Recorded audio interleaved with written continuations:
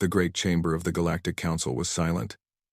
300 species sat in their floating seats, arranged in a massive circle that stretched upward like the inside of a hollow mountain. Lights of every color glowed from different sections, each representing a different world, a different people, a different history. In the center of this chamber stood Thalos. He was a Velen, tall and thin with pale blue skin, and large dark eyes that showed every emotion he felt. Right now, those eyes showed despair. "Please," Thalos said, his voice carrying through the chamber's perfect acoustics. "My people are dying. The Korath have taken 7 of our worlds in 3 months. They do not want our resources. They do not want our technology. They want us gone. They want us erased from existence." He paused, looking around at the hundreds of faces watching him. Some showed sympathy. Most showed nothing at all.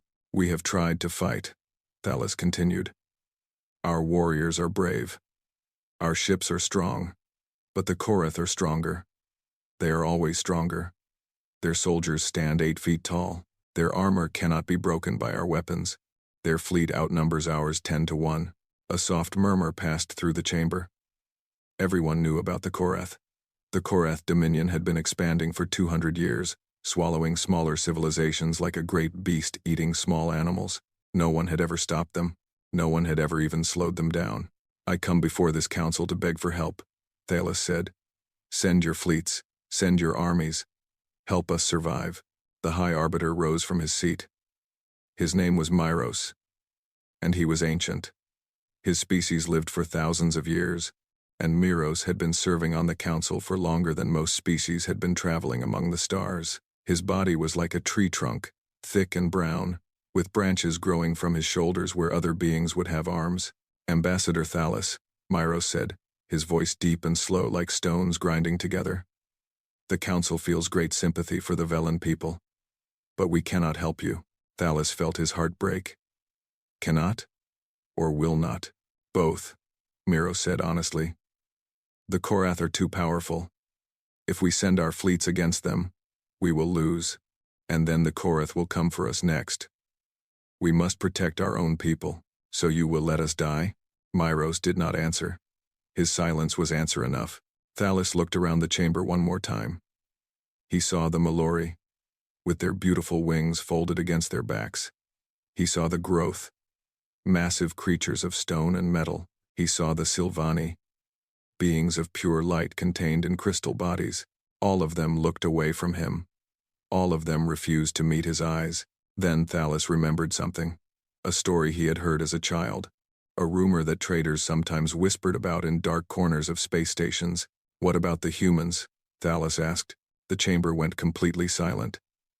Not the polite silence of before. This was different. This was the silence of fear. Myros stiffened. His branch-like arms went rigid. "What did you say?" "The humans," Thalos repeated. "I have heard stories. A species from an uncharted sector. They are said to be warriors. Perhaps they would be willing to fight for payment or resources." No one moved. No one spoke. Thalos looked around in confusion. He had expected discussion, perhaps argument. He had not expected this frozen terror. Finally, Myros spoke. His voice was harder now, sharper. "Ambassador Thalos, you will forget that you ever heard that name. You will never speak it in this chamber again. I do not understand." "Are they not?" "They are nothing," Myros said quickly. "Nothing that concerns you or anyone else in this council." But Thalos had spent 30 years as a diplomat. He knew when someone was lying. He knew when someone was hiding something. "High Arbiter," Thalos said carefully. "Why does that name frighten you?" Myros stared at him for a long moment. Then he raised one branch arm and made a gesture. A holographic display appeared in the center of the chamber, showing lines of text in the universal language. "Directive 7 Omega," Myros read aloud. "Under no circumstances shall any member species involve humans in military conflict. Under no circumstances shall any member species provide humans with advanced technology. Under no circumstances shall any member species reveal the existence of the galactic community to humans. Violation of this directive will result in immediate expulsion from the Council and the loss of all protection treaties." Thalos read the words 3 times. He could not believe them. This directive forbids contact with an entire species? Why? Because they are dangerous, said a voice from the upper seats. Thalos looked up and saw a Groth representative leaning forward. More dangerous than the Korath. More dangerous than anything else in this galaxy. That is impossible, Thalos said. My intelligence reports say that humans have not even developed faster than light travel yet. They are primitives. A strange sound came from somewhere in the chamber. It took Thalos a moment to realize it was laughter. Bitter, frightened laughter. Primitives, the Groth repeated. Yes, that is what the Zealoth thought. Do you know the Zealoth, Ambassador? I have read about them in history texts. They were a hive species. Very powerful. They disappeared about 300 years ago. They did not disappear, Myros said. They were erased. Every single one of them. Every world, every ship, every egg. Gone. Thalos felt cold. How? Who could do such a thing? Myros looked at him with eyes that had seen too much. The Zealoth attacked a small human colony. There were perhaps 10,000 humans living there, farmers and scientists, mostly. Peaceful people. The Zealoth killed them all. And the humans responded? The humans responded. Myros paused. They did not stop responding until the Zealoth were extinct, not defeated, not conquered. Extinct. The humans found their homeworld, found every colony, found every hidden base, and they burned it all. Then they went home and continued their lives as if nothing had happened. Thalos stood in shocked silence. That is why we do not involve humans in our wars, Myros said. That is why we do not contact them. That is why we pretend they do not exist. Because humans do not understand the concept of limited war. They do not understand surrender. They do not understand mercy for their enemies. When humans fight, they fight until nothing remains. Thalos should have been horrified. He should have been grateful for the warning. He should have gone home and told his people to accept their fate with dignity. Instead, he looked at the holographic image of the Korath massacring his people, and he thought about 10,000 farmers who had been avenged with the death of an entire species. He thought about that for a very long time, and then he made his decision. The small ship dropped out of faster-than-light travel near a yellow star. Thalos looked at the navigation screen and saw the third planet from the sun. It was blue and green and white, covered in water and life and clouds. It looked peaceful. It looked beautiful. It looked nothing like the home of monsters. Thalos guided his ship toward the planet. He had disabled his tracking beacon before leaving Council space. No one knew where he was. No one knew what he was about to do. If the Council ever found out, he would be executed. But his people were dying. He had no choice. He entered the atmosphere over the large continent on the eastern side of the planet. His ship's cloaking system kept him hidden from the primitive detection systems the humans used. He searched for a landing spot far from their cities, somewhere he could observe them before making contact. Then his cloaking system failed. Warning lights flashed across his control panel. Something in this planet's atmosphere was interfering with his technology. His ship became visible just as he was passing over a rural area filled with green fields and small buildings. Thalos had no choice. He landed in a field beside a large metal building. His ship crushed some of the plants growing there. He sat inside, heart racing, wondering what would happen next. He did not have to wait long. 2 humans approached his ship. Thalos studied them through his viewing screen. They were smaller than he had expected, shorter than Velans, with soft skin in various shades of brown and pink. They had hair on their heads, dark and black. Their eyes were small but bright with intelligence. One was male, with broad shoulders and a calm face. He walked toward the alien ship as if he saw such things every day. The other was female, following close behind. She looked more cautious but not afraid. Thalos opened his ship's door and stepped outside. The male human stopped about 10 steps away. He looked at Thalos with an expression the Velan could not read. Then he spoke in a language Thalos did not understand. Thalos touched a device on his collar. It was a universal translator, standard equipment for any diplomat.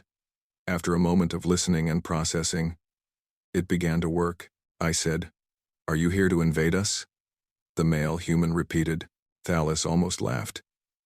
No. I am here to ask for your help. The human raised one eyebrow. My help? I fix cars for a living. The cars? Ground vehicles, transportation machines. The human pointed at the metal building behind him. This is my repair shop. My name is Do-hun.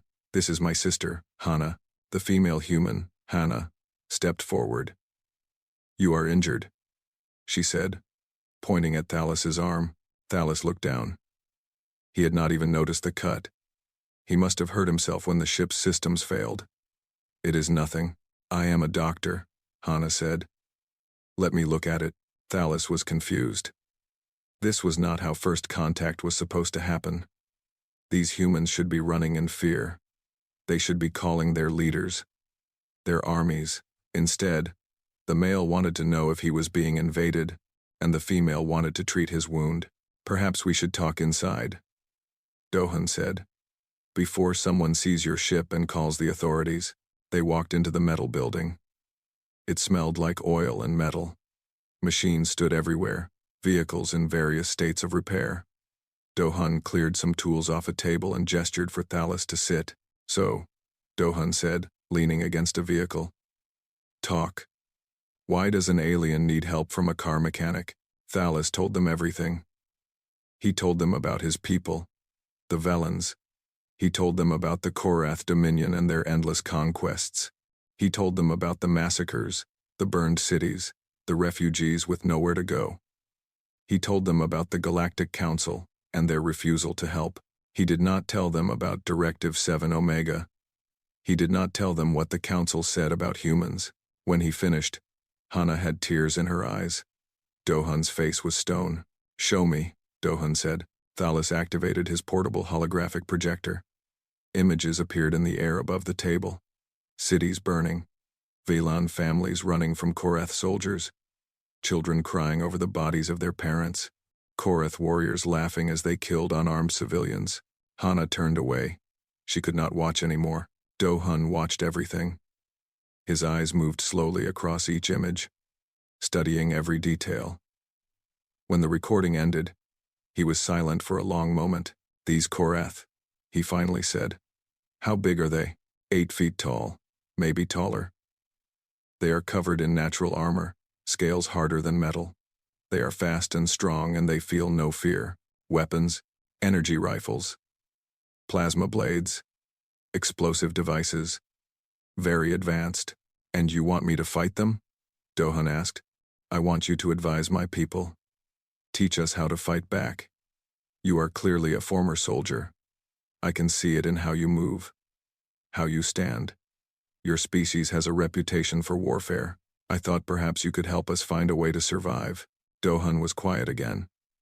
He looked at the holographic images still floating in the air. His eyes stopped on the image of a Korath soldier, standing over a dead Velan child. I will need to make some calls, he said. 3 days later, Thalas found himself in the same building, surrounded by 5 humans instead of 2. Do-hun introduced them. Taewoo was short and muscular, with a loud laugh and hands that were missing 2 fingers. He was an expert in explosives. Suji was tall and thin, with glasses and a quiet voice. She worked in intelligence, gathering and analyzing information. Woojin barely spoke at all.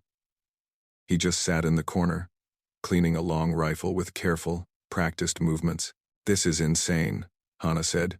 You are not soldiers anymore. You have families, lives. We have not had lives since we left the service, Taewoo said. We have just been waiting. Waiting for what? For something that mattered. Do-hun stepped forward. We will go with you, he told Thalas. We will observe. We will advise. We will not fight unless we have no choice. Thalas felt hope for the first time in months. Thank you. Thank you so much. Do not thank me yet, Do-hun said. You do not know what you are asking for. You see 5 people standing in a repair shop. You think we are just soldiers. We are not. Then what are you? Do-hun looked at his team. They all nodded. We are human, Do-hun said. And when we decide something is worth protecting, we do not stop until it is safe. We do not stop until the threat is gone. Forever. Thalas remembered what the council had said about humans.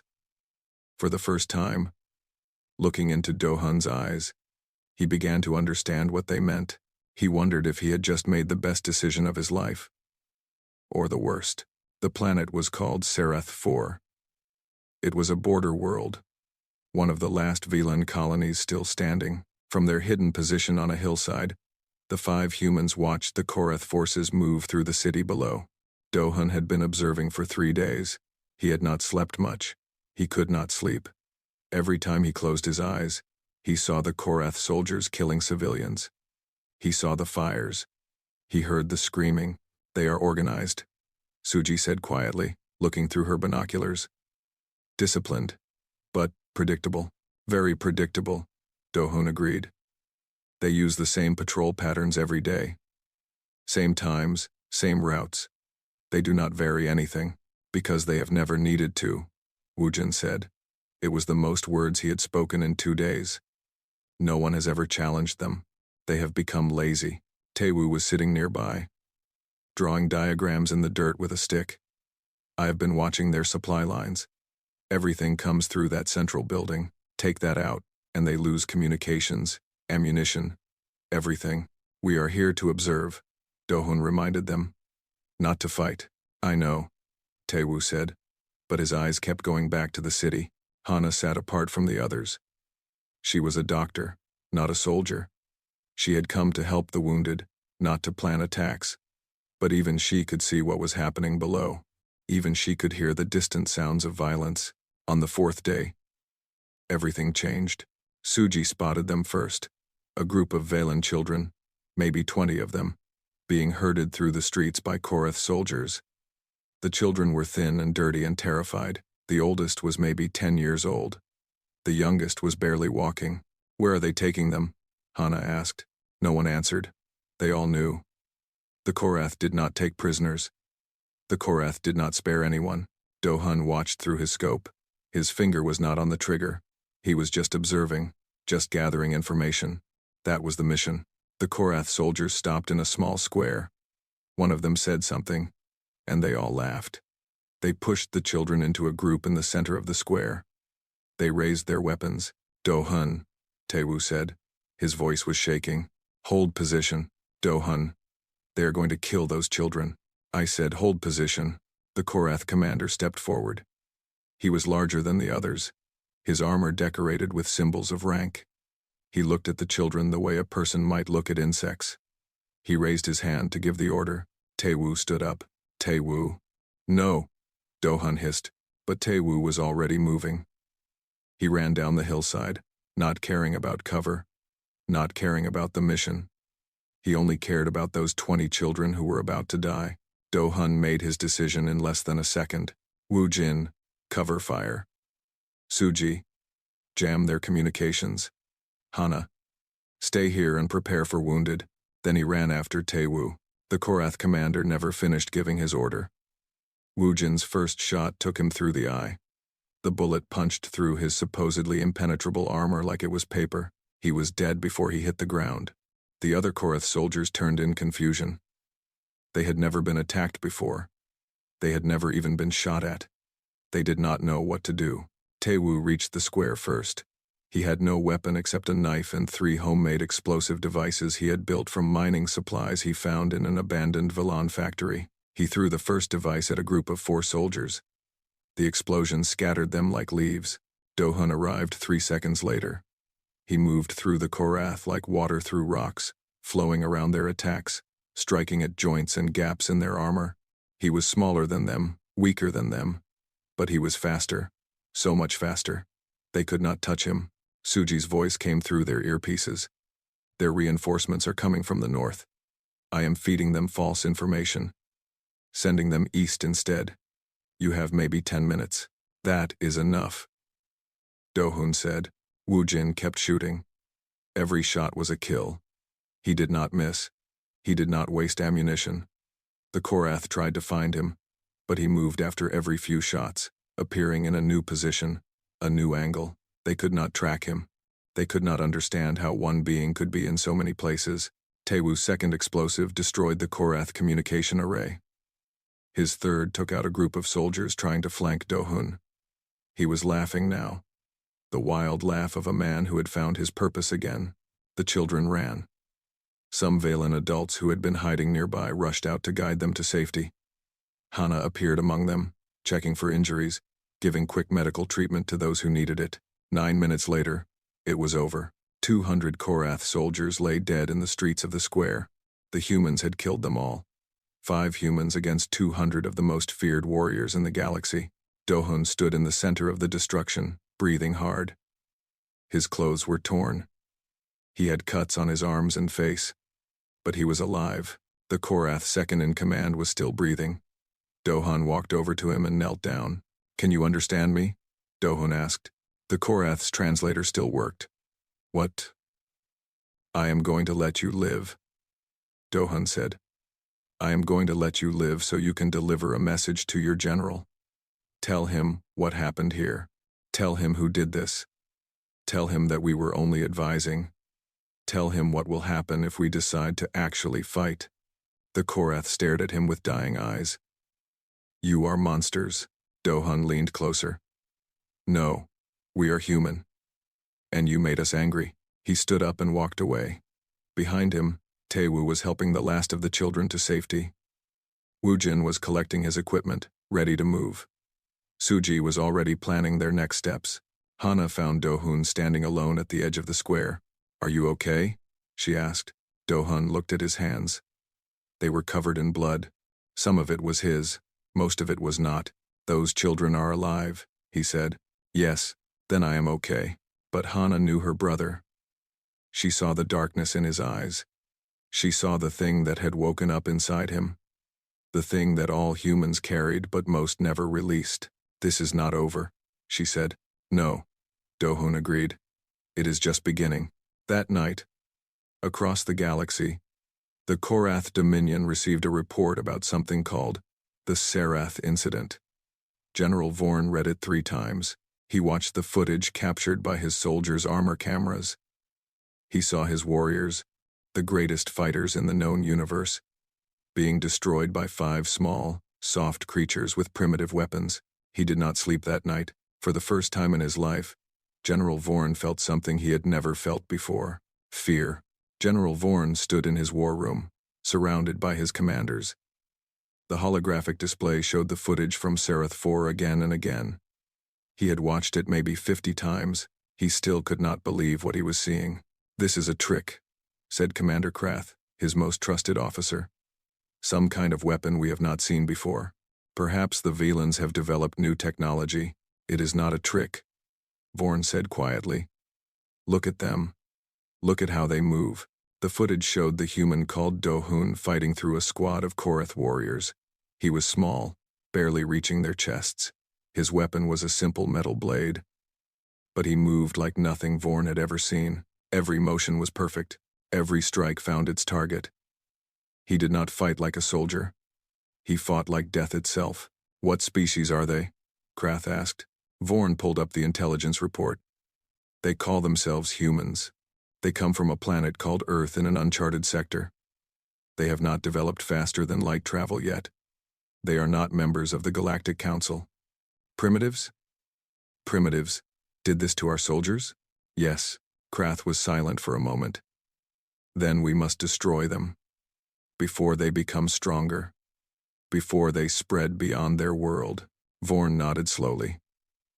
"I agree. Prepare the entire fleet. We will go to this Earth and remove the human threat before it can grow." "The entire fleet? For one primitive planet?" Vorn looked at his commander. "Did you not watch the same footage I watched? 5 of them killed 200 of our best warriors in minutes.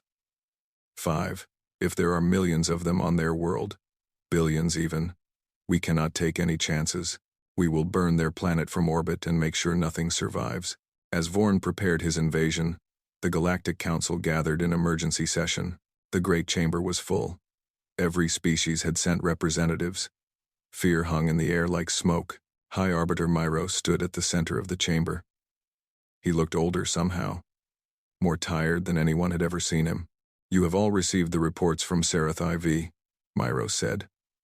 "The Korath have been defeated in battle for the first time in 200 years.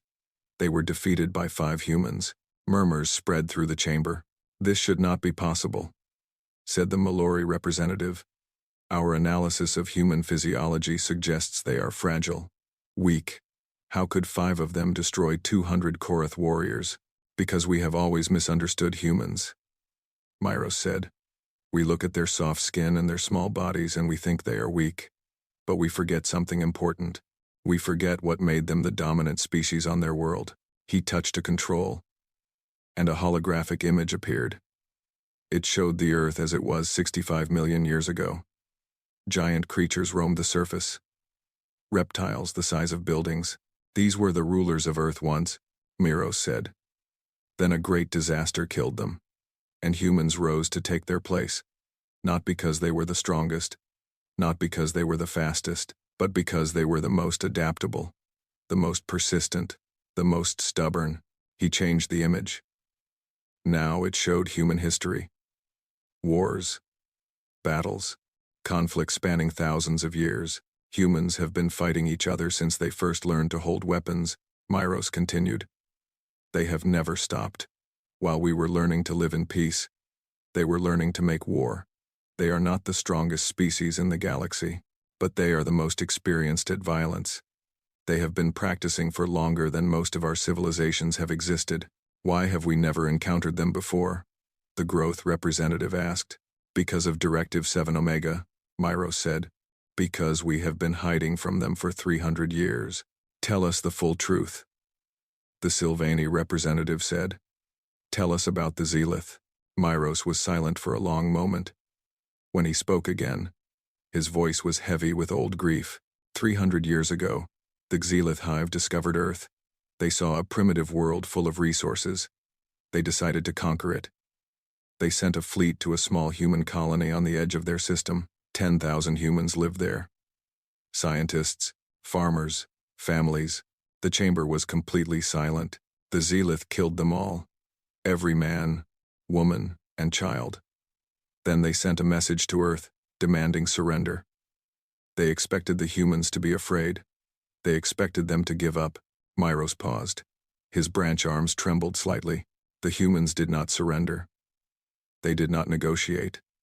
They did not even respond to the message. They simply built ships. Fast ships. Dangerous ships. Ships designed for one purpose only. What purpose? Someone asked. Revenge. Myros showed footage captured by Zealoth observers. Human ships appearing out of nowhere, attacking with weapons that should not have been possible for such a primitive species. Nuclear fire. Chemical weapons. Biological agents designed to target Zealoth biology specifically. The humans did not fight to defend themselves, Myros said. They fought to destroy. They found every Zealoth world, every colony, every ship. They killed every Zealoth they found, and when they were done, when there were no more Zealoth left to kill, they went home. They returned to their farms, and their cities, and their families, and they continued their lives as if nothing had happened. They committed genocide. The Mallory representative whispered. Over one colony? Yes. And they did not see it as genocide. They saw it as justice. They saw it as protecting their own. You must understand something about humans.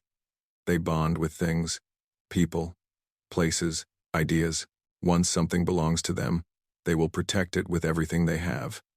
And if you hurt what belongs to them, they will not stop until you can never hurt anyone again. The chamber was silent for a long time. Finally, the growth representative spoke. The Korath are going to attack Earth. We have received intelligence reports. General Vorn is mobilizing his entire fleet. I know, Myros said. Should we warn the humans? No. We should not get involved. If we help the humans, the Korath will come for us next. If we help the Korath, the humans will come for us. So we do nothing. Myros looked out at the assembled representatives. We wait, and we hope that when the fighting is over, whoever wins will leave us alone. And if the humans win? Myros did not answer. But everyone in the chamber could see the fear in his ancient eyes. Somewhere in space, General Vorn's fleet was already moving toward Earth. 3,000 ships, carrying millions of soldiers. The largest military force the Korath had ever assembled. They expected to find a primitive world unable to defend itself. They were wrong. On Earth, Do-hun stood in a room full of military leaders from every nation. He had told them everything. About the Korath, about the Galactic Council, about what was coming. How long do we have? The Korean general asked. 3 weeks, Do-hun said. Maybe less. Can we win? Do-hun looked at the faces around him. He saw fear. But he also saw determination. He saw the same thing he had seen in his team on Sarath 4th, the thing that made humans dangerous. They think they know what they are coming to fight, Do-hun said. They think they know what humans are capable of. They are wrong. They have no idea what 8 billion angry humans can do when they decide something is worth protecting. He smiled. It was not a kind smile. Yes, we can win. General Vorn stood on the bridge of his flagship, watching Earth grow larger in the view screen. It was a beautiful planet, he admitted. Blue, and green, and white, floating in the darkness like a precious gem. Soon it would be nothing but ash and glass. All ships report ready, Commander Krath announced. 3,000 vessels, 15 million soldiers. The largest fleet in Korath history. Begin the bombardment, Vorn ordered. Burn their cities first. Then we land and finish whoever survives. The Korath fleet moved into attack formation. Weapons powered up. Targeting systems locked onto major population centers. Then Earth fought back. The first wave of human missiles came from nowhere. They had been launched from submarines hidden in the oceans. From underground bunkers buried in mountains. From satellites that the Korath had dismissed as primitive communications equipment. Thousands of missiles, each carrying nuclear warheads. Vorn watched in disbelief as the missiles streaked toward his fleet. Shoot them down. Shoot them all down. His defense systems destroyed most of them. But not all. 112 missiles reached their targets. 112 Korath ships vanished in nuclear fire. Before Vorn could recover, the second wave came. This time it was not missiles. It was ships. Small ships. Fast ships. Humans had built a fleet in 3 weeks. They had worked without sleeping, without stopping. Converting civilian aircraft into attack vessels, fitting them with weapons designed to penetrate Korath armor. The human pilots flew like maniacs. They did not fly in formation. They did not follow predictable patterns. They swarmed around the Korath ships like insects, striking and retreating, never staying in one place long enough to be targeted. These tactics make no sense, Krath shouted. They are completely random. No, Vorn said quietly. They are creative. We have never faced creativity before. The battle in space lasted 6 hours. The Korath lost 80% of their fleet. 2,400 ships, destroyed by a species that had not even known about faster-than-light travel a month ago. But some Korath made it through. Troop transports landed on Earth's surface, discharging soldiers into cities and fields and forests. Vorn was among them. If he was going to die, he would die fighting. He was not prepared for what waited for him. The humans had been busy. Every nation on Earth had set aside its differences.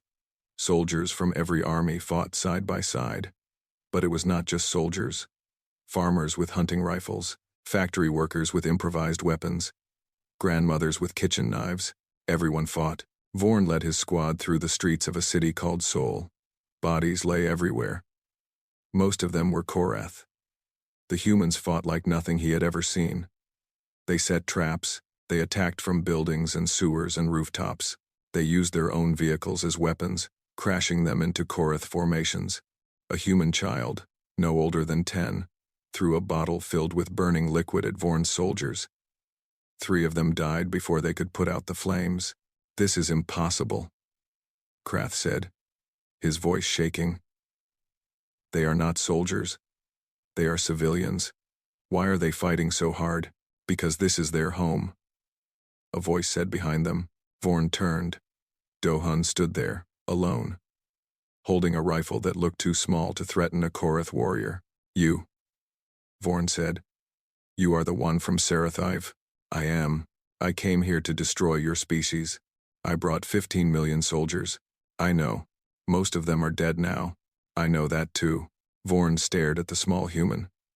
Why? Why do you fight so hard? What makes you willing to die for this world? Eh, Do-hun tilted his head slightly. You really do not understand, do you? You conquer worlds because you can, because you are strong, but you do not love anything. You do not protect anything. You just take, and you are different? Yes, Do-hun lowered his weapon. We are human. We love our families, we love our homes. We love stupid things like songs and food and sunny days. And when someone threatens those things, we become something else. We become the thing that ends threats. Permanently. Vorn could have killed him. He was faster, stronger. He had armor that should stop any human weapon, but he did not move. If I kill you, Vorn said slowly, more humans will come. If I destroy your cities, you will build new ones. If I burn your world, you will find me wherever I hide and do worse to mine. Will you not? Yes, Vorn nodded. It was strange. He had fought 1,000 battles. He had conquered 100 worlds. He had never felt respect for an enemy before. Then I surrender, he said. I surrender myself to your judgment. 3 days later, General Vorn stood before the United Nations.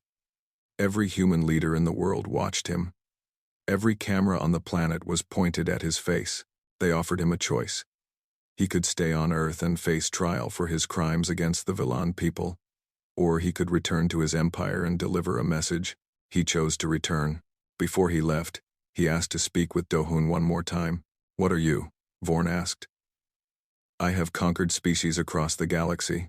I have never met anything like you. Do-hun was quiet for a moment. Then he spoke, and his words were broadcast to every corner of the galaxy. We are human. We did not choose to be part of your galactic community. We were happy on our world, living our lives, raising our families. But you came to us. You threatened us. You forced us to show you what we are capable of. He stepped closer to Vorn. We do not want war. We want peace. We want to watch our children grow, and our gardens bloom, and our friends laugh. But when war comes to us, when the innocent are threatened, when the weak are attacked, we become something else. We become the thing that ends wars. We become the reason empires fall. Do-hun turned to face the cameras. Go home, General. Tell every species in this galaxy what you saw here. Tell them that we are awake now. Tell them that we are watching, and tell them that if anyone threatens what we love, they will face the same thing you faced. Not victory, not conquest, extinction. Vorn left Earth that day. He returned to his empire and told them everything. The Korath Dominion never attacked another world again. 1 month later, the Galactic Council met to update Directive 7 Omega. The new version was carved into the walls of the chamber in every known language. Galactic Council Ultimate Directive. Do not involve humans in your battles. Do not provoke humans. Do not threaten humans. If you encounter humans, extend friendship and depart. Violation of this directive will result in no council intervention. Because there will be no one left to help. The galaxy entered an era of peace. Not because the species had become good, not because they had learned to cooperate, but because everyone knew that on a small blue planet, there were 8 billion beings who had ended an empire before breakfast and gone back to their regular lives by lunch. Do-hun returned to his repair shop in Seoul. Hana went back to the hospital. Tae-woo opened a restaurant that served the best barbecue in the city. Woo-jin taught young people how to shoot at a local range. Suji disappeared into some government building and was never seen again. Sometimes, late at night, Do-hun would walk outside and look up at the stars. He knew that somewhere out there, millions of species were living their lives, building their civilizations, having their petty conflicts, and he knew that all of them were afraid, not of the Korath, not of each other, of humans. Do-hun smiled, went back inside, and returned to fixing cars. Some things were worth protecting. Some things were worth fighting for, and some things were worth being feared for.